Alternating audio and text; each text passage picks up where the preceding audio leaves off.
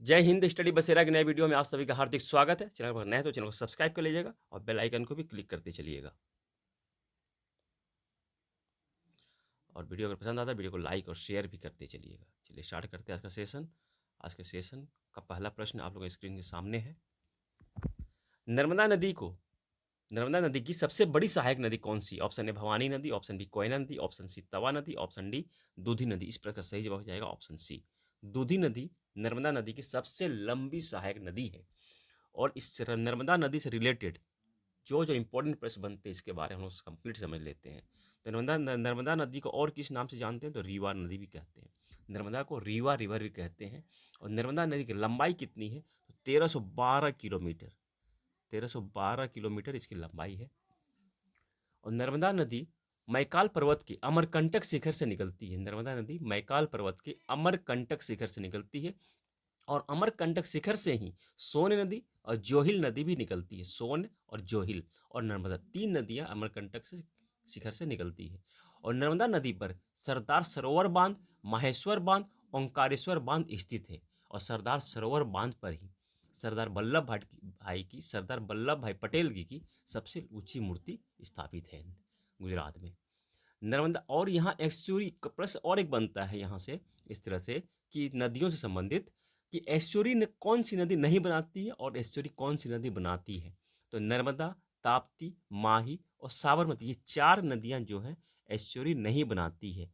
ESTUARY, estuary नहीं बनाती है चार नदियां, नर्मदा, ताप्ती, माही और साबरमती। और ये चारों नदियां अरब सागर में जाकर मिल जाती है, अरब सागर में गिरती है। अरब बंगाल की खाड़ी में नहीं गिरती है, चारों नदियां अरब सागर में गिरती हैं। और नर्मदा नदी विंध्याचल और सतपुड़ा के बीच से बहती है। विंध्याचल और सतपुड़ा, इनके बीच से ये नर्मदा नदी बहती है। ये प्रश्न बनता है यहाँ से। और नर्मदा को ही गुजरात की जीवनदायिनी नदी कहते हैं। नर्मदा को गुजरात की जीवनदायिनी नदी कहते हैं। यहाँ से एक पॉइंट को हम लोग देखा, एक प्रश्न को समझने की कोशिश किया। चलिए अब देखते हैं नेक्स्ट क्वेश्चन। कौन सी नदी छत्तीसगढ़ से निकलती है? ऑप्शन है Narmada, option B Tapi, option C Son, option D Mahanadi. इस पर का सही जवाब हो जाएगा ऑप्शन डी, सोन। महानदी, महानदी छत्तीसगढ़ से निकलती है। यहाँ छत्तीसगढ़ हो गया, तो छत्तीसगढ़ से निकलती है और यहाँ उड़ीसा होते हुए और बंगाल की खाड़ी में मिल जाती है। बंगाल की खाड़ी इधर है, तो बंगाल की खाड़ी में गिर जाती है। चलिए नेक्स्ट क्वेश्चन देखते हैं। नेक्स्ट क्वेश्चन है, गठिया किस विटामिन की कमी से होता है? यानी कि अर्थराइटिस जो बीमारी होती है, जोड़ों का दर्द, तो किस विटामिन की कमी से होता है? Option A vitamin A, option B vitamin C, option C vitamin D, option D option vitamin K. तो सही जवाब हो जाएगा ऑप्शन सी, विटामिन डी की कमी से। विटामिन डी की कमी से गठिया रोग होती है। तो चलो विटामिन से संबंधित जो इंपॉर्टेंट प्रश्न बनते हैं उसके बारे में थोड़ा समझ लेते हैं। वसा में घुलनशील यानी कि फैट में घुलनशील विटामिन कौन कौन से हैं? तो यहाँ लिखा हुआ है कीड़ा, KEDA, के विटामिन के, विटामिन ई, विटामिन डी और विटामिन ए। ये कीड़ा जो है, कीड़ा शॉर्ट में याद करने के लिए कीड़ा है, ये वसा घुलनशील है। वसा में घुलनशील है। और जल में घुलनशील कौन कौन से हैं?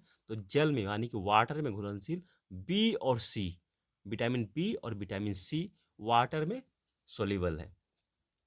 और रासायनिक नाम समझ लेते हैं थोड़ा सा। रासायनिक नाम किसका किसका क्या है? रासायनिक नाम थोड़ा समझ लेते हैं हम लोग। यह नया पेज मैं ले लेता हूँ एक। चलिए आ गया। तो विटामिन ए का रासायनिक नाम है रेटिनॉल। ये नोट डाउन करते चलिएगा ब्रो। विटामिन ए का है retinol, R for retinol. Vitamin K का है नेप्थोक्विनिन या फिलोक्विनिन। विटामिन के का नेप्थोक्विनिन या फिलोक्विनिन।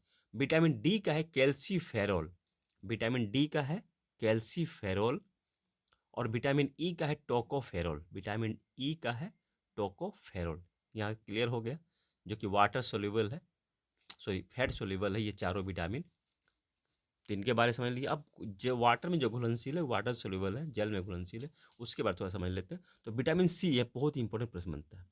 विटामिन सी का रासायनिक नाम क्या है? एस्कॉर्बिक एसिड किसे कहते हैं? एस्कॉर्बिक एसिड कहते हैं, विटामिन सी का उपनाम है। चलिए यहाँ सभी प्रश्न हम लोग देख लिया।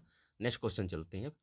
त्वचा के अध्ययन को क्या कहते हैं? ऑप्शन है पेडोलॉजी, पेडोलॉजी, पीडोलॉजी हो गया, pedology. Option B dermatology, option C dendrology, option D ornithology. इस प्रकार सही जवाब हो जाएगा ऑप्शन बी डर्मेटोलॉजी। डर्मेटोलॉजी कहते हैं त्वचा के अध्ययन को, स्किन की स्टडी ऑफ स्किन को कहते हैं डर्मेटोलॉजी।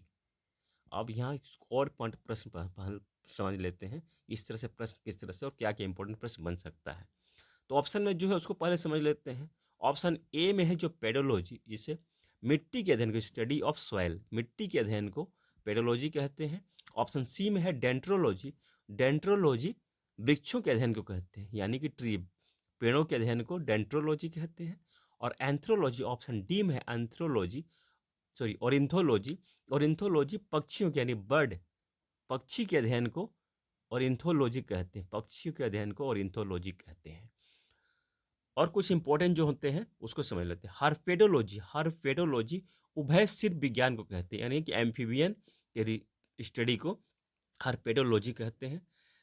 एंथ्रोपोलॉजी, एंथ्रोपोलॉजी मानव विज्ञान को कहते हैं, मानव स्टडी को एंथ्रोपोलॉजी कहते हैं। और ऑप्थेल्मोलॉजी नेत्र विज्ञान है कि आंखों की स्टडी को ऑप्थेल्मोलॉजी कहते हैं। चलिए यहाँ इंपॉर्टेंट प्रश्न को देख लिया, नेक्स्ट क्वेश्चन चलते हैं यहाँ से भी आप लोग। चलिए, भारतीय पक्षी विज्ञान का जनक किसे कहते हैं? बहुत इंपॉर्टेंट यूनिक सा प्रश्न है। भारतीय पक्षी विज्ञान का जनक किसे कहते हैं? पक्षी विज्ञान का जनक किसे कहते हैं? Option A O Hume, option B Nek Chand Saini, option C Salim Ali, option D Konrad Lorenz. इस प्रश्न का सही जवाब हो जाएगा Lorenz, A O Hume. A O Hume को आप सभी जानते हैं।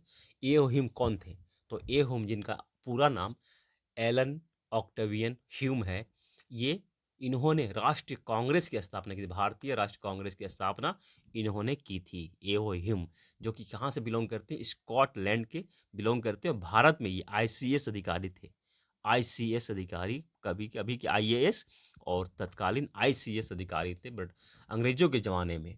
और स्कॉटलैंड से ये बिलोंग करते हैं, सैनिक अधिकारी थे और इन्होंने राष्ट्रीय कांग्रेस की भी स्थापना की थी। इनको ही भारत में पक्षी विज्ञान का जनक कहा जाता है, भारत के पक्षी विज्ञान का पितामह कहा जाता है।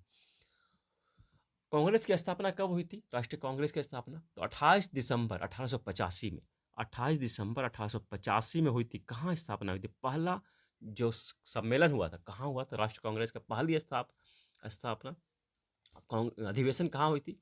तो मुंबई में। मुंबई में कहाँ? यह प्रश्न बनता है। तो गोकुलदास तेजपाल संस्कृत कॉलेज, गोकुलदास तेजपाल संस्कृत कॉलेज में पहला अधिवेशन हुआ था। पहले अधिवेशन के अध्यक्ष कौन थे? तो पहले अधिवेशन के अध्यक्ष थे व्योमेश चंद्र बनर्जी, यानी कि WC बनर्जी, जिसे हम लोग शॉर्ट में WC बनर्जी, व्योमेश चंद्र बनर्जी, ये पहले अध्यक्ष थे। ए ओ ह्यूम को और हम लोग किस नाम से जानते हैं? तो ए ओ ह्यूम को हर्मिट ऑफ शिमला, यानी कि शिमला का संत भी कहते हैं। ए ओ ह्यूम को शिमला का संत भी कहते हैं, उपनाम इनको देते हैं हर्मिट ऑफ शिमला। ये स्कॉटलैंड के रहने वाले थे। इस तरह से 28 दिसंबर 1885 में इन्होंने स्थापना की थी। इस तरह से आज का सेशन हम लोग देखा बहुत ही इंपॉर्टेंट प्रश्नों के साथ। आशा करता हूँ आप लोगों को सेशन पसंद आया होगा और आप लोगों के एग्जाम के पॉइंट ऑफ व्यू से इंपॉर्टेंट रहेगा। अभी तक आपने सब्सक्राइब नहीं किया है चैनल को तो सब्सक्राइब जरूर कर लीजिएगा। इंपॉर्टेंट प्रश्नों के साथ हमेशा अभ्यास करने के लिए, रेगुलर अभ्यास करने के लिए प्रश्न कर लीजिएगा। और मिलते हैं फिर नए वीडियो में, तब तक जय हिंद, स्वस्थ रहें, मस्त रहें, धन्यवाद, जय हिंद।